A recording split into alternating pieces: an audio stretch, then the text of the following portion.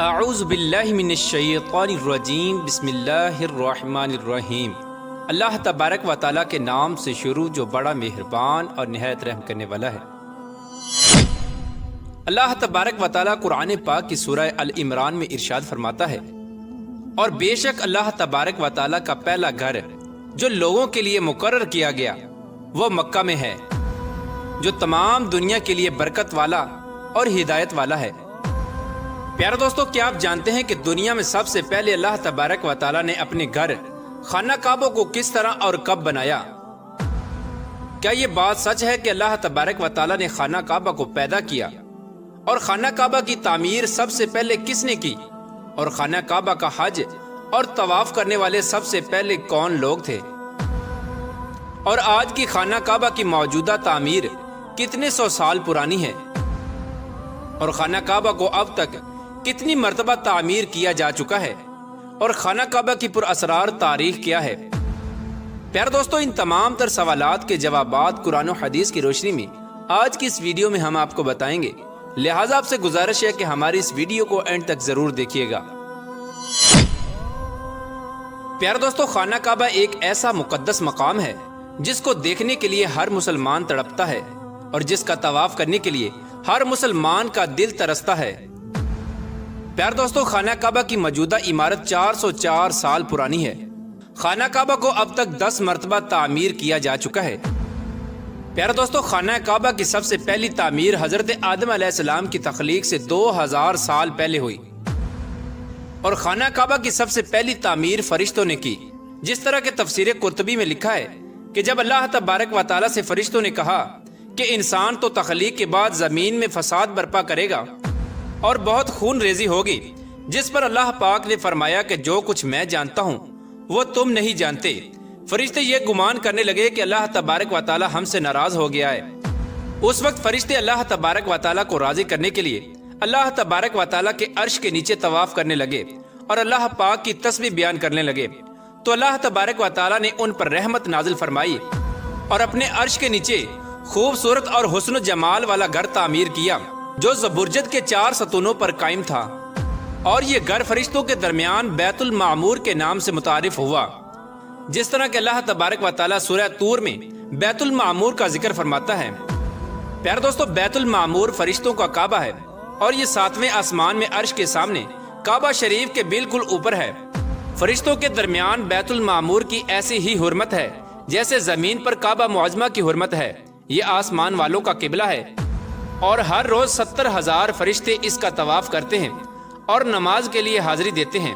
جو فرشتہ ایک بار بیت المعمور میں طواف کر لیتا ہے یا نماز پڑھ لیتا ہے، اس کے بعد دوبارہ اس کو کبھی موقع نہیں ملتا، بلکہ ہر روز نئے 70,000 فرشتے بیت المعمور میں حاضری دیتے ہیں اور اللہ تبارک و تعالیٰ کی عبادت کرتے ہیں۔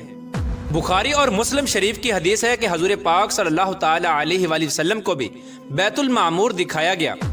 پیارے دوستو، سب سے پہلے اللہ تبارک و تعالیٰ نے فرشتوں کے لیے کعبہ بنایا، جس کو بیت المعمور کہا جاتا ہے۔ اس کے بعد اللہ تبارک و تعالیٰ نے فرشتوں کو حکم دیا کہ زمین پر بھی اس بیت المعمور کی مانند میرا گھر بناؤ، تاکہ جس طرح فرشتے بیت المعمور کا طواف کرتے ہیں، اسی طرح زمین پر میرے بندے اس گھر کا طواف کریں اور میری عبادت کریں۔ چنانچہ فرشتوں نے اللہ تبارک و تعالیٰ کے حکم کی تعمیل کرتے ہوئے سب سے پہلے زمین پر بیت اللہ شریف کی تعمیر کی اور اس کا طواف شروع کیا، اور فرشتوں نے ہی سب سے پہلے خانہ کعبہ کا حج کیا۔ پیارے دوستو، خانہ کعبہ کی دوسری تعمیر اس وقت ہوئی جب اللہ تبارک و تعالیٰ نے حضرت آدم علیہ السلام کو تخلیق کرنے کے بعد زمین پر اتارا۔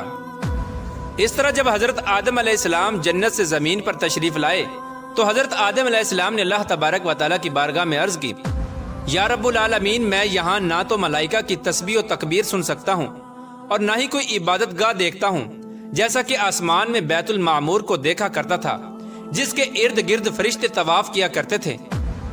حضرت آدم علیہ السلام کی یہ فریاد سن کر اللہ تبارک و تعالیٰ نے حضرت آدم علیہ السلام سے فرمایا کہ جاؤ، جہاں پر ہم نشان بتائیں وہاں کعبہ بنا کر اس کے ارد گرد طواف بھی کر لو اور اس کی طرف منہ کر کے نماز بھی ادا کرو۔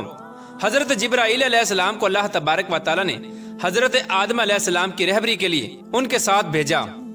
چنانچہ حضرت جبرائیل علیہ السلام اللہ تبارک و تعالیٰ کے حکم کے مطابق حضرت آدم علیہ السلام کے ساتھ چل پڑے اور انہیں اس مقام پر لائے جہاں سے زمین بنی تھی، یعنی جس جگہ سب سے پہلے زمین کی جھاگ پیدا ہوئی تھی، اور پھر وہی جھاگ پھیل کر پوری زمین بنی۔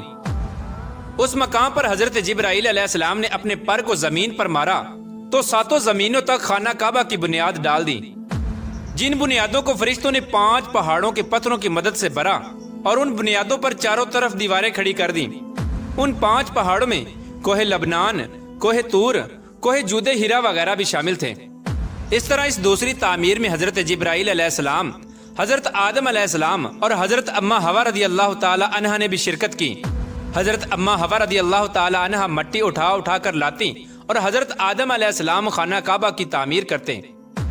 جب خانہ کعبہ کی تعمیر کا کام مکمل ہو گیا تو پھر اللہ تبارک و تعالی نے حضرت آدم علیہ السلام کو طواف کرنے کا حکم دیا اور ساتھ ہی فرمایا کہ آپ پہلے انسان ہیں اور یہ پہلا گھر ہے۔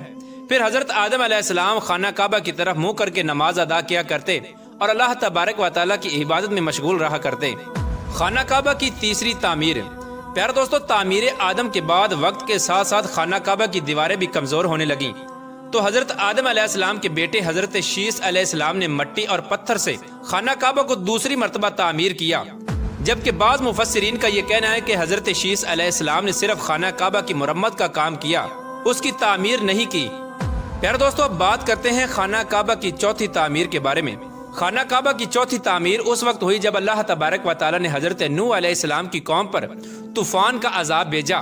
طوفان نوح میں خانہ کعبہ کی عمارت غائب ہو گئی اور بعض روایات کے مطابق خانہ کعبہ کی عمارت کو اٹھا لیا گیا اور یہ جگہ صرف ایک اونچے اور سرخ ٹیلے کی طرح رہ گئی تھی۔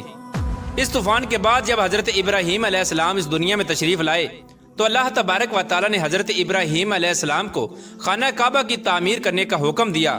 حضرت ابراہیم علیہ السلام نے چوتھی مرتبہ خانہ کعبہ کو کس طرح تعمیر کیا، اس واقعے کا پس منظر کچھ یوں ہے کہ جب اللہ تبارک و تعالی کے حکم کے مطابق حضرت ابراہیم علیہ السلام نے اپنی بیوی حضرت بی بی ہاجرہ رضی اللہ تعالی عنہ اور اپنے پیارے بیٹے حضرت اسماعیل علیہ السلام کو مکہ کی بنجر و ویران زمین اور پہاڑوں کے درمیان چھوڑ دیا، جہاں پر کوئی انسانی آبادی کا نام و نشان نہ تھا اور نہ ہی خانہ کعبہ کی عمارت تھی۔ خانہ کعبہ کی جگہ بس ایک سرخ رنگ کا ٹیلا تھا۔ اس وقت حضرت ابراہیم علیہ السلام نے اپنی بیوی اور بچوں کو چھوڑ کر اللہ تبارک و تعالیٰ کے حکم کے مطابق مکہ کی طرف پہلا سفر کیا۔ اس کے بعد جب دوسری دفعہ حضرت ابراہیم علیہ السلام اپنے خاندان سے ملنے کے لیے فلسطین سے مکہ آئے تو تب حضرت اسماعیل علیہ السلام کی قربانی کا واقعہ پیش آیا، اور تیسری بار جب حضرت ابراہیم علیہ السلام مکہ میں تشریف لائے تو حضرت اسماعیل علیہ السلام کی شادی ہوئی اور اس وقت حضرت ہاجرہ رضی اللہ تعالی عنہ کا انتقال ہو چکا تھا۔ چوتھی مرتبہ جب حضرت ابراہیم علیہ السلام مکہ میں تشریف لائے تو آپ کی ملاقات آپ کے بیٹے حضرت اسماعیل علیہ السلام سے نہ ہوئی۔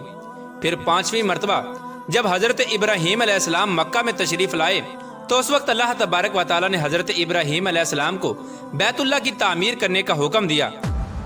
حضرت ابراہیم علیہ السلام نے حضرت اسماعیل علیہ السلام سے فرمایا کہ میرے بیٹے اللہ تبارک و تعالی نے مجھے حکم دیا ہے کہ میں اس گھر کی تعمیر کروں، تو حضرت اسماعیل علیہ السلام نے عرض کیا کہ ضرور کیجئے، میں خدمت کے لیے حاضر ہوں۔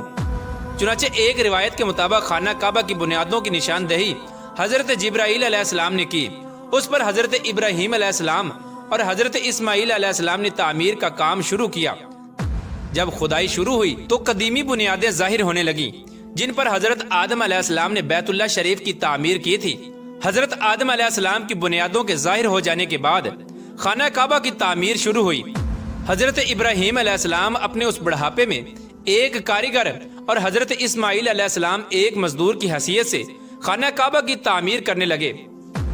کوہ لبنان، کوہ ہیرا، کوہ ابو القیس، کوہ صفا اور کوہ مروہ، ان پانچوں پہاڑوں سے حضرت جبرائیل علیہ السلام پتھر اٹھا کر لاتے اور حضرت ابراہیم علیہ السلام کعبے میں لگاتے۔ پھر حضرت جبرائیل علیہ السلام کی نشاندہی سے جبل ابو القبیس کے کنویں سے 2 پتھر ملے۔ حضرت ابراہیم علیہ السلام ان پتھروں کو اٹھا کر لائے۔ ان میں سے ایک پتھر حجر اسود تھا اور دوسرا پتھر مقام ابراہیم کے نام سے مشہور ہوا۔ پیارے دوستو، مقام ابراہیم وہ مشہور پتھر ہے جس پر کھڑے ہو کر حضرت ابراہیم علیہ السلام نے کعبہ کی دیواریں بلند کی۔ جیسے جیسے خانہ کعبہ کی دیواریں بلند ہوتی جاتی ویسے ویسے یہ پتھر بھی ہوا میں بلند ہوتا جاتا۔ پیارے دوستو، نبی کریم رؤوف الرحیم صلی اللہ تعالی علیہ وآلہ وسلم نے ارشاد فرمایا کہ حجر اسود جب جنت سے اتارا گیا تو دودھ سے بھی زیادہ سفید تھا، پھر انسانوں کے گناہوں نے اسے سیاہ کر دیا۔ اور ایک اور روایت کے مطابق نبی کریم رؤوف الرحیم صلی اللہ تعالی علیہ وآلہ وسلم نے ارشاد فرمایا، حجر اسود اور مقام ابراہیم جنت کے یاقوتوں میں سے دو یاقوت ہیں، اللہ تبارک و تعالی نے ان کے نور کی روشنی کو بجھا دیا۔ اگر اللہ تبارک و تعالی ان کے نور کی روشنی کو نہ بجھاتا تو یہ مشرق سے مغرب تک سب کو روشن کر دیتے۔ خانہ کعبہ کی 5ویں اور 6ٹھی تعمیر۔ خانہ کعبہ کو 5ویں بار قوم عمالقہ اور 6ٹھی مرتبہ قبیلہ جرہم نے تعمیر کیا۔ قبیلہ جرہم میں سے جس شخص نے یہ کام کیا اس کا نام حرس بن مداد اصغر تھا۔ خانہ کعبہ کی 7ویں تعمیر۔ خانہ کعبہ کی 7ویں تعمیر کرنے والے نبی آخر الزمان حضرت محمد مصطفیٰ صلی اللہ تعالی علیہ وآلہ وسلم کے پاک نسب میں سے ایک بزرگ ہیں جن کا نام حضرت قصہ بن کلاب تھا۔ انہوں نے خانہ کعبہ کی از سر نو تعمیر کی اور ایک بے مثال پختہ عمارت تعمیر کرائی۔ پیارے دوستو، خانہ کعبہ کی 8ویں تعمیر کی ضرورت اس وقت پڑی جب قبیلہ قریش کے سرداری کے دور میں ایک زبردست سیلاب آیا جس سے خانہ کعبہ کی دیواریں بے حد کمزور ہو گئیں، تو متفقہ فیصلے کے تحت خانہ کعبہ کو قبیلہ قریش نے دوبارہ سے تعمیر کروایا، جس تعمیر میں نبی آخر الزمان حضرت محمد مصطفیٰ صلی اللہ تعالی علیہ وآلہ وسلم کی ذات اقدس نے بھی شرکت فرمائی۔ لیکن اس وقت سرمایہ کم ہونے کی وجہ سے قریش کی تعمیر میں حتیم کعبہ کو شامل نہیں کیا گیا تھا۔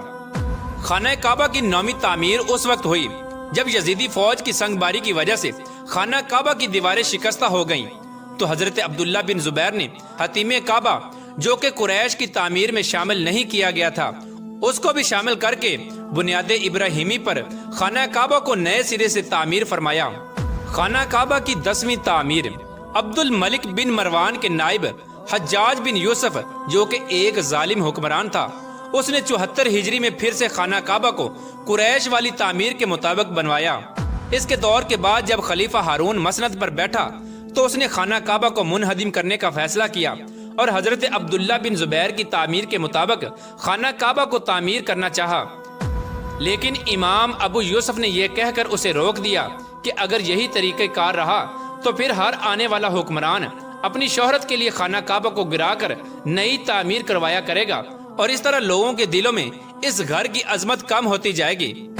پھر 1040 ہجری میں سلطنت عثمانیہ کے سلطان مراد بن احمد خان شاہ قسطنطنیہ نے حجر اسود والے رکن کے علاوہ ساری عمارت کی بنیاد کو بنیاد حجاج کے موافق تعمیر کروایا۔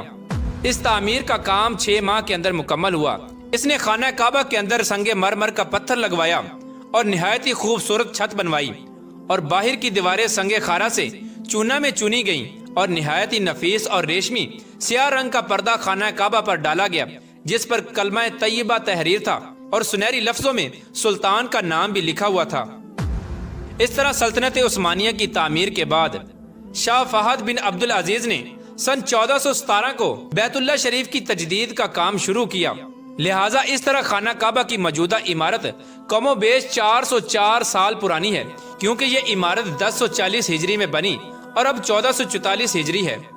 اللہ تبارک و تعالیٰ سے دعا ہے کہ اللہ تبارک و تعالیٰ اپنے بیت اللہ شریف کی بار بار زیارت نصیب فرمائے اور حج بیت اللہ کی سعادت نصیب فرمائے۔